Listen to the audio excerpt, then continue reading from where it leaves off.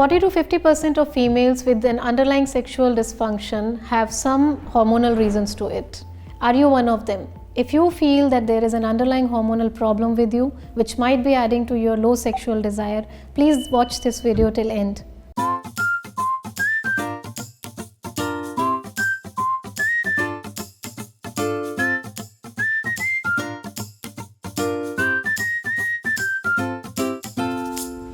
Hormonal conditions जिनकी वजह से सेक्सुअल डिज़ायर कम हो सकती है, उसमें सबसे पहले आता है हाइपोथायरॉयडिज्म यानी थायराइड से रिलेटेड प्रॉब्लम्स। दूसरा है पीसीओएस, पॉलीसिस्टिक ओवेरियन सिंड्रोम। इसके अलावा मेनोपॉज के टाइम हार्मोनल इश्यूज होते हैं जिसकी वजह से डिज़ायर कम हो जाती है।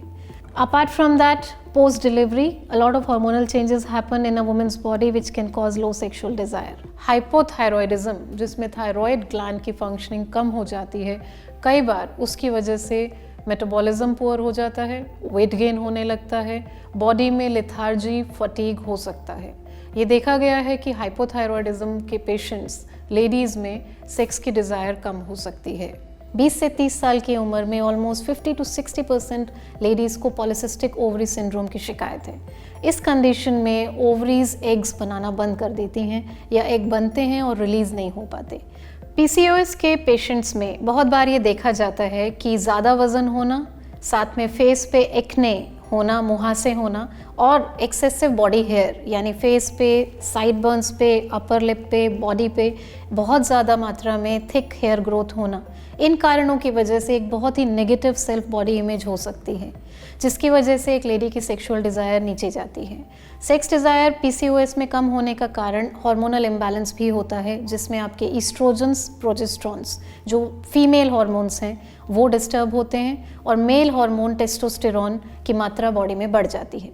इंडियन एशियन वुमेन में नॉर्मल एज मेनोपॉज की 50 ईयर्स के आसपास होती है, पर ये देखा गया है कि अब 45 ईयर्स के बाद भी बहुत सारी लेडीज़ बहुत सारे चेंजेस अपनी बॉडी में पिकअप कर रही हैं। इस्ट्रोजन्स नीचे जाने की वजह से वजाइनल यानी योनि के रास्ते में ड्राइनेस होना बहुत कॉमन है, जिसकी वजह से सेक्स पेनफुल होने लगता है, ल्यूब्रिकेशन नहीं हो पाती and gradually there is a steady decline in the natural spontaneous desire in the lady. Hormonal disturbances जिनकी वजह से सेक्स डिज़ायर लो हो सकती है, उनमें एक कारण एक हार्मोन प्रोलैक्टिन भी होता है। प्रोलैक्टिन वो हार्मोन है जिसकी वजह से एक लैक्टेटिंग वुमेन यानी कि ब्रेस्ट फीडिंग कराती हुई महिला के शरीर में दूध बनता है। इसी हार्मोन की वजह से एक ब्रेस्ट फीडिंग वुमेन को पीरियड्स नहीं आते। कंडीशंस जिसमें ये हार्मोन बढ़ जाता है उसे कहते हैं हाइपर प्रोलैक्टिनीमिया।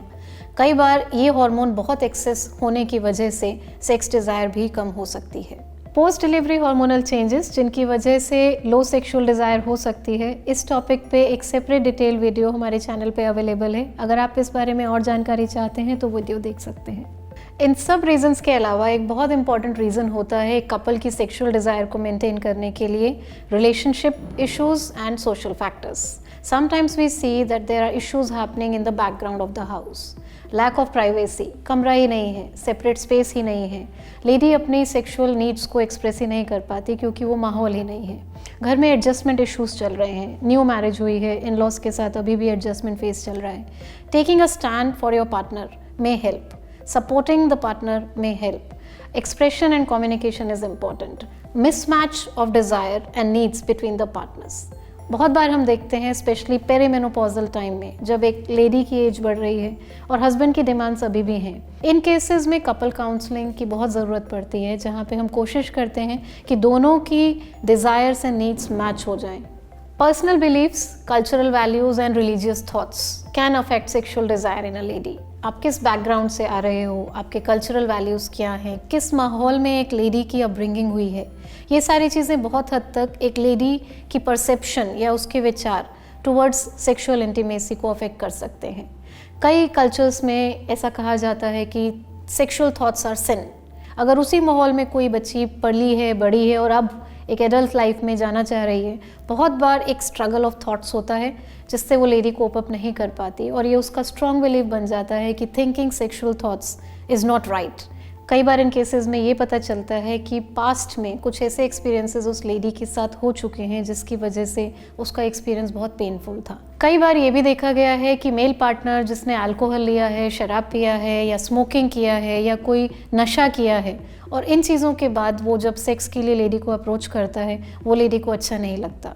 कई बार मेल पार्टनर इन चीज़ों के इन्फ्लुएंस में बहुत ज़ोर ज़बरदस्ती करता है जो शायद वो करना नहीं चाहता पर हो जाता है। कभी कभी ये भी देखा जाता है कि पुरानी मेडिकल इलनेसेस की वजह से कोई लेडी या कोई पेशेंट कभी लॉन्ग स्टैंडिंग मेडिकेशंस पे रहा हो जिनकी वजह से हार्मोनल डिस्टर्बेंस हो सकती है, या मेडिसिन जो ब्रेन को अफेक्ट करती हैं like anti anxiety pills, anti depressants, benzodiazepines या लॉन्ग टर्म हार्मोनल ट्रीटमेंट की वजह से भी कभी कभी लेडी के हार्मोन्स सप्रेस हो जाते हैं और डिज़ायर कम हो सकती है।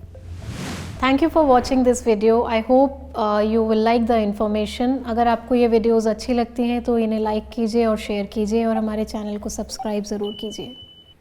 With over 1 lakh medical experts and the facility to teleconsult, experience clinic-like consultations on Practo.